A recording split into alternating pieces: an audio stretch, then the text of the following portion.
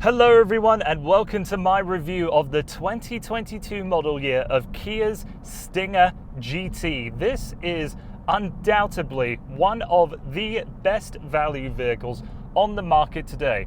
If you're looking for the most amount of vehicle for the least amount of money in the sports sedan segment, the Kia Stinger is the car for you. When it first came to market only a few years ago, it really was Kia's flagship. It was showing off everything that the brand could do in a new segment that they haven't really operated in before, the sports sedan segment, to rival vehicles like the BMW 3 Series or Audi A4. And they came in with a vehicle, the Stinger, at this price point, but with the interior dimensions more similar to a mid-size sedan like an Audi A6 or A7 or BMW 5 Series. Now, I will admit I was fully on the hype train when this vehicle first came to market and when I first tested it out. And after coming back to it after a few years, I realized just how impressive of a product this is. And although I had some issues with it when I first tested it out, and I still have a few issues with it now,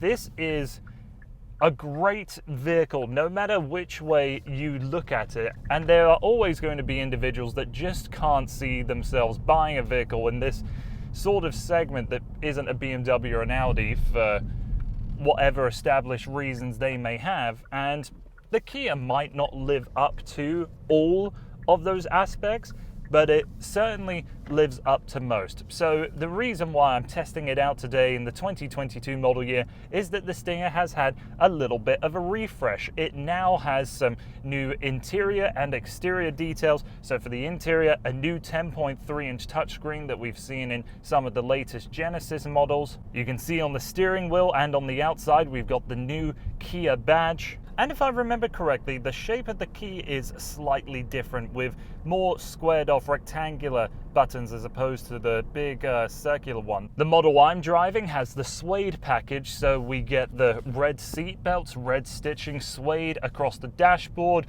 roof liner, door cards on the seats on the front and the rear. It's tastefully done and gives this cabin a little bit more personality. For the exterior details, we have the updated Kia badge on the inside and the outside, and a new sort of light bar on the rear, which gives this Stinger even more of a comparable look to a Porsche Panamera. I like how it looks like there's almost an integrated spoiler into the extension of that hatchback lid. And for 2022, the 3.3-litre twin-turbocharged V6 has another 3 horsepower thanks to a variable exhaust system. So 368 horsepower and 376 pound-feet of torque. The 2-litre engine died a couple years ago in Canada, but the Americans will still be able to get this with a 4-cylinder engine.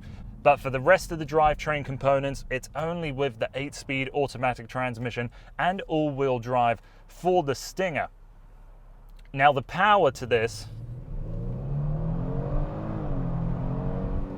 still feels pretty good. The V6 has a fair amount of pep to it. So even though the V6 produces good power and you have that thrill of having the acceleration pushing you back into your seats, it doesn't always have, let's say, the most aspiring character. There's plenty of elements here in this Kia Stinger that, although are adequate, I doubt you would really grow a fond connection to the sound of the engine, the sound of the exhaust. The V6, when you are idling at a stop, can shake a little bit through the cabin. And even though the build quality is superb and you can see that the tolerances are tiny on all of the buttons, I think there will be some that will be disappointed that you operate the knobs with plastic surrounds, not metallic or anything like that, but they all feel great to use. They just might not have the most expensive of materials attached. Here's the other things I like about driving the Stinger. With the suspension calibration and the steering, it feels like a very connected road going experience. I feel like even on a dead smooth bit of highway driving, you can feel the steering around shifting just a bit, just to give you a little more connection to the road. The one big hesitation I have with the Kia Stinger's driving character is the transmission. This 8-speed automatic is great when you leave it by itself. In its automatic mode, I think it's just fine. But when you want to get a little more enthusiastic and change gears yourself, the panels behind the steering wheel never seem responsive enough. They feel clunky, and sometimes you have to do a double tap on the steering wheel to get the gear that you want. And this is a car that's much more enjoyable when you leave it at 7th or 6/10ths. It's not that it falls apart when you really want to push it, but that's where I think the refinement and the further sophistication of the German vehicles really exceed. But where the Kia has them be is a stack load of technology that is all pretty much standard features for the GT here in Canada. The only additional cost option on this product is the $250 California red paint. There's no doubt at all towards this product that you are getting a lot of vehicle for your money. I want to say that I think these front seats are fantastic. The driver's seat has the side bolsters that can clamp in a little bit and go even further than that. When you engage sport mode, you can feel them tighten up around the side of your body. That's really cool. I'm 6'4". I feel like I've got pretty good leg extension, and you can really push this seat super far back. Like, this is as far as it goes now. And I'm kind of on tippy toes with the pedals. You could be, I don't know, 6'8", 6'10". Headroom might be a bit tight, but you have all the room in the world behind the wheel of this Stinger. And in the week that I've been testing out this vehicle, a lot of individuals have approached me asking what this vehicle is. Perhaps the new Kia badge is just something that the majority of these individuals aren't familiar with, but there still seems to be quite a lot of interest towards the Stinger, and on an outwards perspective, that's fantastic for a vehicle that has been on sale for nearly 4 years now.